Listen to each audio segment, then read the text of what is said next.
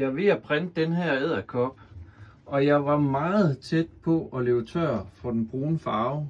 Så lad os se på, hvor tæt jeg var på at løbe tør for brun.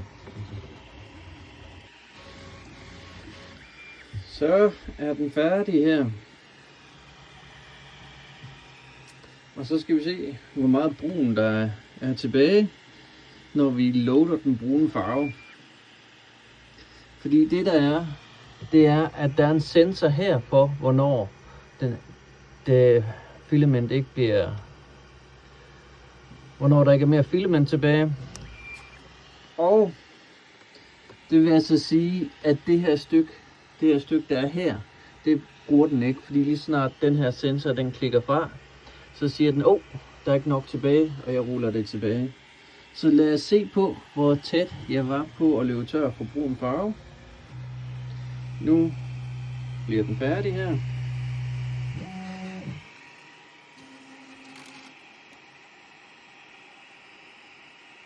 Nå ja, jeg skal filme, at den kører den sort tilbage.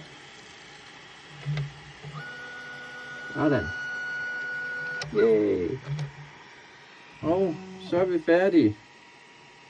Sådan. Okay.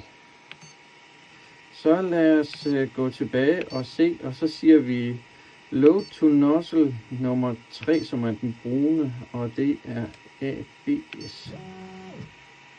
Jeg kan se, den har faktisk allerede kølet noget ned, fordi at det gør den i det, at den tømmer sin nozzle. Ja, så kan vi lige tage den her af imens. Så vi lige...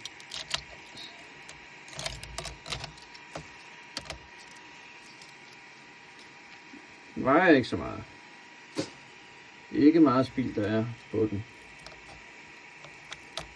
Så imens vi venter, så kan jeg pille det her lidt af. Så stille.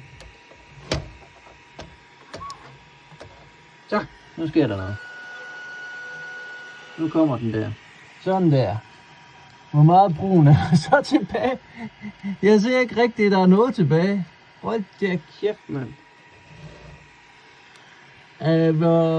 Hvor få centimeter var der tilbage? Okay, lad os purge more. Lad os se, hvornår. Hvor meget var der tilbage? Okay, nu kommer der lidt ud her.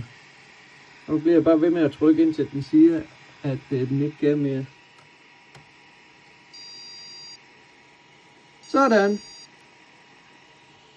Det var det. Det var så tæt på, jeg var på.